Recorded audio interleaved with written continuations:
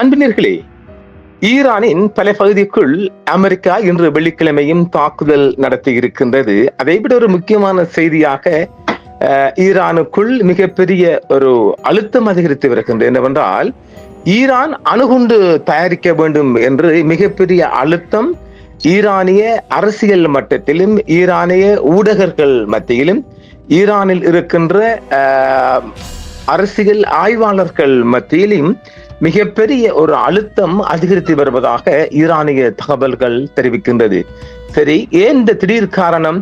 அதாவது ஈரானில் பிகாக்ஸ் மலையில் தன்னை புதைச்சி வச்சுக்கிறாங்களாம். அதாவது செறிவூட்டப்பட்ட யுரேனியம் சுமார் 450 அடிக்கு கீழ் சுரங்கத்துக்குள் மலை அடிவாரத்தில் மலை புதருக்குள் அல்லது மலைக்கு கீழே புதைச்சி வச்சுக்கிறாங்க பாதுகாப்பாக. ஆனால் அதை இப்பொழுது மொசாட் கண்டுபிடித்து தாக்குதல் தொடுக்க வேண்டும் என்று அமெரிக்க அதிபர் டொனால்ட் ட்ரம்ப் அவர்களிடம் அழுத்தம் கொடுக்க அவரே ஓப்பனாக சொல்லிவிட்டார், பிகாக்ஸ் மலை பகுதியில் நாங்கள் தாக்க போகின்றோம் என்று B-2 விமானம் மூலம் தாக்குவதற்கான ஒழுங்குகள் செய்து வருவதாகவும் செய்திகள் வருகின்றன. அதை தொடர்ந்துதான் ஈரான் இப்பொழுது நம்மை எதிரிகள் நம்மளை தாக்க வருகின்ற போது நாம் அணுகுண்டை கையில் எடுக்க வேண்டும் என்று அழுத்தம் அதிகரிக்கின்றது. இதை நாம் ஒரு ஆண்டுக்கு முதலே சொல்லிவிட்டோம் இல்லை? ஈரான் கடைசியாக அணுகுண்டை கையில் எடுக்க வேண்டி வரும் என்று. அதாவது இப்பொழுது இஸ்ரேல் கையில் எடுப்பதற்கான பலங்களைத்தான் அமெரிக்கா சூழ்ந்திருக்கிறது. அப்படியான ஒரு நிலைமையில் இந்த யுத்தத்தை ஈரான் மீது அதை அணைக்க வேண்டும் என்றால் ஈரான் மீது ஒரு அணுகுண்டை போட்டே ஆக வேண்டும் அமெரிக்கா இஸ்ரேலின் திட்டம். அதற்கு முன்பாக நாம் நமது வாளை தூக்க வேண்டும் என்று ஈரானுக்குள் அழுத்தம் அதிகரிக்கின்றது. அப்ப ஈரானில் நீங்க அணுகுண்டு போடுகின்ற போது ஈரான் நிச்சயமா இஸ்ரேலை ஒன்று இல்லைன்னு பண்ணுமான் என்று நாம் ஏற்கனவே சொல்லி இருக்கிறோம். அந்த செய்தி மிகப்பெரிய பதற்றத்தை ஏற்படுத்தி இருக்கின்றது. உலக நாடுகளும் கவலை தெரிவித்திருக்கிறது. சர்வதேச அணுசக்தி மையமும் கவலை தெரிவித்திருக்கின்றது. நாம் ஏற்கனவே தந்திக்கிறோம், ஏற்கனவே ஈரானின் கையில் அணுகுண்டு இருக்கு பார்க்கலாமா? ஈரானின் பிகாக்ஸ் மலை அணுசக்தி தளத்தை தாக்குவோம் என்று அதிபர் டொனால்ட் ட்ரம்ப் விடுத்த அச்சுறுத்தல் அணு ஆயுத பரவல் தடை ஒப்பந்தத்திலிருந்து தெஹ்ரான் விலகி அணு ஆயுதத்தை உருவாக்க வேண்டும் என்ற கடுமையான கோரிக்கைகள் மேலும் தீவிரப்படுத்தப்பட்டுள்ளது. பாரசீக மொழியில் கோலாங்காஸ் லா மலை என்று அழைக்கப்படும் ஆழமாக புதைக்கப்பட்ட அந்த தளத்தை ஈரான் அங்கு தனது அணுசக்தி திட்டத்தை மீண்டும் தொடங்க முயன்றால் அமெரிக்கா குறிவைக்கும் என்று டொனால்ட் ட்ரம்ப் அவர்கள் எச்சரித்ததை தொடர்ந்து இந்த விவாதம் புதிய உத்வேகத்தை பெற்றிருக்கிறது. இந்த கருத்தை ஆதரிப்பவர்கள் சமீபத்திய போர்கள், வழக்கமான இராணுவ திறன்கள் மற்றும் இனி போதுமான தடுப்பாற்றலை வழங்காது என்பதை நிரூபித்துள்ளன என்றும் இதனால் அணு ஆயுத தேர்வு பெருகிய முறையில் அவசியமாகிறது என்றும் வாதிடுகின்றனர். மற்றவர்கள் அணு ஆயுதங்களை வெளிப்படையாக ஆதரிக்கவில்லை என்றாலும் அதிகரித்து வரும் அமெரிக்க அச்சுறுத்தலுக்கு பதிலளிக்கும் விதமாக ஈரான் குறைந்தபட்சம் அணு ஆயுத பரவல் தடை ஒப்பந்தத்திலிருந்து வெளியேற வேண்டும் என்றும் ஈரானுக்குள்ளேயே வாதிடுகின்றனர் பொதுவாதிகள். இந்த விவாதங்கள் ஜூன் 2025 12 நாள் போரின் போது இஸ்ரேலிய தாக்குதல்களில் கொல்லப்படுவதற்கு சில மாதங்களுக்கு முன்பு ஈரானின் அணுசக்தி அமைப்பின் முன்னாள் தலைவரும் சையத் ஜலீலியின் கடும் போக்கு அணியுடன் நெருங்கிய தொடர்புடைய அரசியல்வாதியுமான பெரைடுன் அப்பாசி தெரிவித்த கருத்துக்கள் பிரதிபலிக்கின்றன. ஜனவரி 2025 புதிய பாதுகாப்பு சூழலில் அணுகுண்டு தயாரிக்காமல் இருப்பதாலும் வலுவான தடுப்பு சக்தி இல்லாததாலும் ஏற்படும் ஆபத்துக்கள் அதை வாங்குவதற்கான செலவுகளை விட மிக அதிகம் என்று அப்பாசி வாதிட்டார். மேலும் பலவீனமான தடுப்பு சக்தி நேரடி ஆக்கிரமிப்பை மட்டுமே ஊக்குவிக்கும் என்றும் அவர் எச்சரித்திருக்கிறார். அணு ஆயுதத்தை உருவாவதற்கு தேவையான அறிவியல் மற்றும் தொழில்நுட்ப வரம்பை ஈரான் நீண்ட காலத்துக்கு முன்பே கடந்து விட்டது என்றும் எஞ்சியிருக்கும் தடை இனி தொழில்நுட்பம் சார்ந்ததல்ல, மாறாக அது ஒரு மூலோபாய முடிவு கண்டும் அப்பாசி வாதிக்கிறார். அதாவது நெருங்கிட்டாங்க, கிட்டத்தட்ட அது இப்போ உங்களோட தகவலின் பிரகாரம் 80% நெருங்கிட்டாங்களாம். செறிவூட்டப்பட்ட யுரேனியம் மூலம் அங்க 100% முடிச்சிருக்காங்க. அவங்க கரெக்டரே புரிஞ்சுக்கலாம், அடிச்சு கொண்டிருக்காங்க பாருங்க. அவரது பார்வையில் இஸ்ரேல் மற்றும் அதன் கூட்டாளிகளிடமிருந்து வரும் அச்சுறுத்தல்களை வாழ்வா சாவா என்ற நிலையை அடையும் போது ஏவுகணை தடுப்பு சக்தியும் பிராந்திய கூட்டாளிகளை சார்ந்திருப்பதும் இனி போதுமானதாக இருக்காது என்றும், இதனால் அணு ஆயுத தடுப்பு சக்தி இல்லாமல் அந்த நாடு மேலும் மேலும் பாதிக்கப்படக்கூடியதாக இருக்கும் என்றும் தெரிவித்திருக்கிறார். ஈரான் விரைவில் அணுகுண்டை உருவாக்க வேண்டும் என்று பல தீவிர நிலைப்பாடு கொண்ட சமூக ஊடக பயனர்கள் இப்போது வாதிடுகின்றனர்.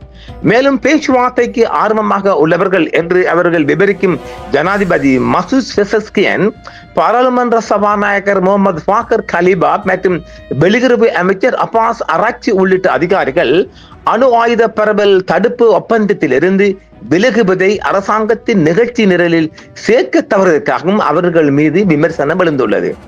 அதாவது இவங்க 3 பேரையும் கொல்லத்தானே இவன் இஸ்ரேல் முடிவெடுத்தான், அது கொல்லப்படக்கூடாது என்று நாம் பல தடவை சொல்லி இருக்கிறோம் இல்லை? அது அதாவது இந்த 3 பேரையும் கொல்லுவதற்கு அவங்க தங்கியிருக்கிற இடத்தை மொசாத் கண்டுபிடிச்சிட்டான். இவங்கள் 3 மாதத்துக்கு முதல்ல இவங்களை அழிப்போம் என்று முடிவெடுத்த போது அந்த முடிவை மாற்றி பேச்சுவார்த்தைக்கு இந்த 3 பேரும் வேணுமப்பா, இவங்களையும் கொண்டு போட்டீங்கன்னா பேச்சுவார்த்தை இடம் இல்லை, கடின போக்காளிகளை நீங்க நெருங்க முடியாது என்று சொல்லி பாகிஸ்தானின் ராணுவ தளபதி பீட் மார்ஷல் அசீம் முனீர் எங்க தட்டுறாரு? ஜனாதிபதி டொனால்ட் ட்ரம்ப் கிட்ட தட்டுறாரு. ட்ரம்ப் அவர்கள் தான் இந்தா நீ அந்த 3 பேரையும் கொண்டேன்டா மரம் ஒன்று நடக்காதுன்னு சொல்லி இஸ்ரேலை தட்டி வைத்திருக்கிறார் நம்ம நெய்னா. அதையும் இந்த இடத்துல ஞாபகப்படுத்துகிறோம். ஈரான் அதனாலதான் இவங்கள் மேல இப்ப விமர்சனம் வந்திருக்கு. நீங்க என்னப்பா நீங்க அணுகுண்டு செய்கிறீங்கல்ல, அங்கிருந்து விலகுறீங்கன்னு சொல்லி அவங்க 3 பேரு மேலே எதிர்ப்பு கிளம்பி இருக்குது. எப்படி நீங்க என்ன நீங்க சமாதானம் பண்ணி போறீங்க, நம்முடைய மக்கள் அடிக்கிறான் என்று அவங்க 3 பேர்ல மேல இப்ப 3 தினங்களாக விமர்சனம் வெளிவந்த வண்ணம் இருக்கிறது. இந்த 3 பேர்ல ஈரான் அணு ஆயுத பரவல் தடுப்பு ஒப்பந்தத்தில் உறுதியாக உள்ளது என்ற வெளியுறவு அமைச்சு செய்தி தொடர்பாளர் இஸ்மாயில் பாகாயின் அறிக்கைக்கு எதிர்வினையாக வந்துள்ளது. ஈரான் இன்னும் அணு ஆயுத பரவல் தடுப்பு ஒப்பந்தத்தின் உறுப்பினராக உள்ளது என்றும் பாகாய் அறிவித்து சில மணி நேரங்களுக்கு பிறகு பிகாக்ஸ் மலை அணுசக்தி நிலையத்தின் மீது குண்டு வீசுவதாக ட்ரம்ப் மிரட்டுகிறார். அவர்கள் நாட்டின் தலைவரையும் ஆயிரக்கணக்கான ஈரானிய மக்களையும் கொன்று எங்கள் அணுசக்தி நிலையங்களை திரும்ப திரும்ப தாக்கினர். நாம் அணு ஆயுத பரவல் தடுப்பு ஒப்பந்தத்தில் இருந்து வெளியேறுவதற்கு முன்பு எதிரி சரியாக என்ன செய்ய வேண்டும் என்றும் நீங்கள் தூங்குகிறீர்கள் என்றும் கேட்கிறார்கள். நாம் ஏன் அணு ஆயுத பரவல் தடுப்பு ஒப்பந்தத்தை விட்டு வெளியேற அஞ்சுகிறோம்? ஈரானுக்கு எதிரான உலகளாவிய ஒருமித்த கருத்துக்கு அஞ்சுகிறோமா? ஒப்பந்தத்தில் நீடிப்பு அதை தடுக்கவில்லை. முழுமையான தடுப்புக்காக அணு ஆயுதங்களை உருவாக்குவதை தவிர நமக்கு வேறு வழி இல்லை என்றும், அணு ஆயுதங்கள் இறுதி தீர்வாக இருக்கலாம் என்றும் இன்னொரு ஊடகவியலாளர் அவங்களோட பாசையில எழுதியிருக்கிறாங்களாம். அணு அச்சுறுத்தலுக்கான பதில் பிராந்திய உட்கட்டமைப்பு அச்சுறுத்துவது அல்ல. அணு ஆயுத பரவல் தடுப்பு ஒப்பந்தத்தை விட்டு வெளியேறி ஒரு நேரடி அணு ஆயுத சோதனையை நடத்துவில் தான் தடுப்பு உள்ளது. துருக்கி அல்லது சவுதி அரேபியா போன்ற நாடுகள் இறுதியில் அணு ஆயுதங்களை பெற்றால் ஈரான் அணு ஆயுதங்கள் இல்லாமல் இருக்கக்கூடாது என்ற மற்ற ஒருவரும் எழுதியிருக்கின்றார். மேலும் ஏவுகணை சக்தி மட்டுமே தடுப்புக்கு உத்தரவாதம் அளிக்க முடியாது என்றும், அணு ஆயுதம் எமது கையில் இருக்க வேண்டும் என்றும் வேறு ஒரு ஆய்வாளரும் எழுதியிருக்கின்றார். ஈரான் ஏற்கனவே அணு ஆயுதங்களை கொண்டிருந்தால் அணு ஆயுதங்களை சுமந்து செல்லும் குண்டு வீச்சு விமானங்கள் அந்நாட்டை அச்சுறுத்தாது என்று மற்றொரு ஆய்வாளர் எழுதுகிறார். இது அணு ஆயுத களஞ்சியத்தால் மட்டுமே மேலும் அமெரிக்க இஸ்ரேலிய தாக்குதல்களை தடுக்க முடியும் என்ற தீவிரவாதிகளின் பரந்த வாதத்தை பிரதிபலிக்கிறது. சமூக ஊடகங்களை தாண்டி இந்த விவாதம் பரவி வருகிறது. அணுகுண்டு தயாரிப்பதை தவிர வேறு வழியில்லை என்ற தலைப்பில் ஒரு கருத்து கட்டுரையை வெளியிட்டு இருக்கின்றது ஒரு ஈரானிய ஊடகம். பேச்சுவார்த்தைகள் மூலம் மற்ற சர்ச்சைகளை தீர்ப்பதற்கு தேவையான மன அமைதியை பெறுவதற்கு ஈரானுக்கு அணு ஆயுத தடுப்பு அவசியம் என்று அதில் வாதிடப்பட்டிருக்கிறது. ஹைஹான் உள்ளிட்ட பிற பழமைவாத ஊடகங்களும் நாடாளுமன்றத்தின் தீவிர நிலைப்பாடு கொண்ட உறுப்பினர்களும் பொதுவாக அணு ஆயுதங்களை வெளிப்படையாக ஆதரிப்பதை தவிர்த்து வருகின்றனர். இருப்பினும் அவர்கள் தடுப்பை வரையறை செய்தல், அணுசக்தி உறுதிமொழிகளை மறுபரிசீலனை செய்தல் மற்றும் நாட்டின் பாதுகாப்பு கோட்பாட்டை திருத்தி அமைத்தல் போன்ற கருத்துக்களை அதிக அளவில் வாதிட்டு வருகின்றனர். அணு ஆயுத பரவல் ஒப்பந்தத்தில் இருந்து விலகுவதற்கான கோரிக்கைகள் தீவிரமடைகின்றன. பிகாக்ஸ் மலைக்கு எதிராக ட்ரம்ப் விடுத்த சமீபத்திய எச்சரிக்கையும் சில பழமைவாத பிரமுகர்களை அணு ஆயுத பரவல் தடுப்பு ஒப்பந்தத்தில் இருந்து விலகுவதற்கான சாத்தியக்கூறுகளை பகிரங்கமாக எழுப்ப தூண்டியிருக்கிறது. மறைந்த உச்ச தலைவரின் குடும்பத்துடன் நெருங்கிய தொடர்புகளை கொண்ட அரசியல் ஆய்வாளர் முகமது ஹொசைன் ஹாஸ்பக்ஸ் அமெரிக்க தாக்குதல்களுக்கு எதிராக வழக்கமான பதில்கள் மேலும் ஆக்கிரமிப்பை ஊக்குவிக்குமா என்றும் ஈரான் வீழ்த்தப்படும் வரை இத்தகைய சுழற்சி தொடர முடியுமா என்றும் அவர் கேள்வி எழுப்பியிருக்கின்றார். முன்னாள் மூத்த புரட்சிகர பாதுகாப்பு படை தளபதி கோர் பனியாலி காலபதியான ஈரானிய அதிகாரிகளுக்கு முறையாக அறிவிக்குமாறும் வலியுறுத்தி இருக்கின்றார். ஒரு தாக்குதல் நடந்தால் அத்தகைய விலகல் தாமதமின்றி நிகழ வேண்டும் என்றும் அவர் மேலும் தெரிவித்திருக்கிறார். கமேனியின் பத்வா மீண்டும் கவனத்துக்கு வருவது, அதாவது மறைந்த அலி கமேனி அவர்களின் பத்வா மீண்டும் கவனத்துக்கு வருவதாகவும் தெரிவிக்கப்படுகிறது. இந்த விவாதம் மறைந்த உச்ச தலைவர் அலி கமேனி அவர்களால் வெளியிடப்பட்ட அணு ஆயுதங்கள் மீதான மத ரீதியான தடை குறித்த கேள்விகளையும் மீண்டும் எழுப்பியுள்ளது.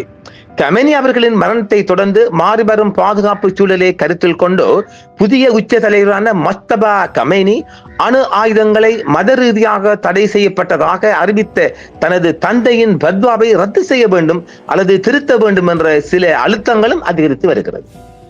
அலி கமேனி அவர்கள் இனி பின்பற்றத்தக்க ஒரு உயிருடன் உள்ள ஆதாரமாக இல்லாததால் அவரது பத்வா இனி கட்டுப்படுத்தாது என்று ஒருவர் சொல்லுகின்றார். அதுவும் ஒரு கட்டுரையாளர். மார்ச் மாதம் எழுதிய கட்டுரை தான் வெளியாக இருக்கின்றது. அணு ஆயுத தடுப்பை நாடுவதே ஒரு தேசிய கோரிக்கை மற்றும் ஈரானிய மக்களின் உரிமை என்றும் அவர் எழுதியிருக்கின்றார். செப்டம்பர் 2025 இந்த விவகாரம் ஏற்கனவே வெளியிடப்பட்டது. அப்போது 70 நாடாளுமன்ற உறுப்பினர்கள் கமேனி அவர்களின் முந்தைய தீர்ப்பை மாற்ற வேண்டும் அல்லது மறுவிளக்கம் அளிக்க வேண்டும் என்றும் வாதிட்டதோடு அணுசக்தி தடுப்பை ஏற்படுத்துவதற்காக அணுகுண்டுகளை உருவாக்குவதற்கும் வைத்திருப்பதற்கும் அங்கீகாரம் கோரியிருக்கிறார்கள். அணு ஆயுதங்களின் பயன்பாடு மத ரீதியாக தடை செய்யப்பட்டிருக்கலாம் என்றாலும் அவற்றை முற்றிலும் தடுப்பு நோக்கத்திற்காக தயாரிப்பதும் வைத்திருப்பதும் வித்தியாசமாக கையாளப்பட வேண்டும் என்றும் அந்த சட்டம் இயற்றியவர்கள் தெரிவித்திருக்கின்றார்கள்.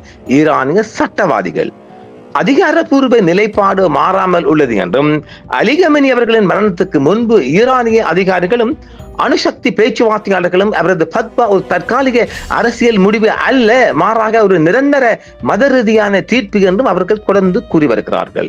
அவர்களின் விளக்கத்தின்படி அணு ஆயுதங்களின் உற்பத்தி மற்றும் பயன்பாடு மட்டுமல்ல, தடுப்பு நோக்கத்திற்காக மட்டுமே அவற்றை வைத்திருப்பதும் இஸ்லாமிய சட்டத்தின் கீழ் தடை செய்யப்பட்டுள்ளது. அதற்கு பதிலாக ஈரானின் தடுப்பு திறன் ஏவுகணை திறன்கள், தொழில்நுட்ப முன்னேற்றங்கள் மற்றும் மனித மூலதனத்தை சார்ந்திருக்க வேண்டும் என்றும் அவர்கள் வாதிட்டிருக்கிறார்கள். இருப்பினும் சியா நீதித்துறையின் கீழ் ஒரு புதிய மர்ஜா அல்லது பின்பற்றத்தக்க ஆதாரம் தனது முன்னோடிகளின் தீர்ப்புகளில் இருந்து வேறுபட்ட தீர்ப்புகளை வெளியிடலாம். ஏப்ரல் மாதம் அல் ஜசீராவுக்கு அளித்த பேட்டியில் இந்த சாத்தியக்கூற்றை ஒப்புக்கொண்ட அரக்சி அவர்கள், அதாவது வெளிநாட்டு அமைச்சர், அணுசக்தி பத்வாவில் செய்யப்படும் எந்த ஒரு மாற்றமும் ஈரானிய புதிய உச்ச தலைவர் எடுக்கும் நிலைப்பாட்டை பொறுத்தது என்றும் அப்பாசி அரக்சி அவர்கள் தெரிவித்திருக்கின்றார்கள்.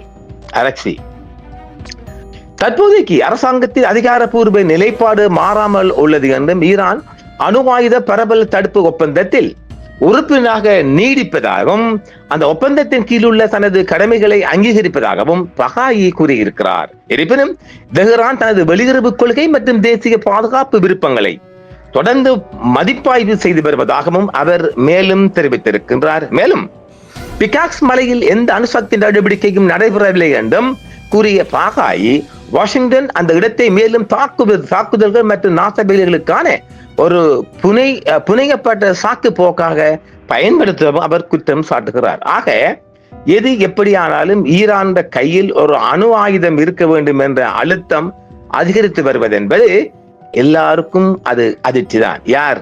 வளைகுடா நாடுகள், சவுதி, குவைத், பஹ்ரைன், கட்டார் உள்ளிட்ட எல்லோருக்கும் ஒரு அச்சத்தை உண்டு பண்ணியிருக்கின்றது.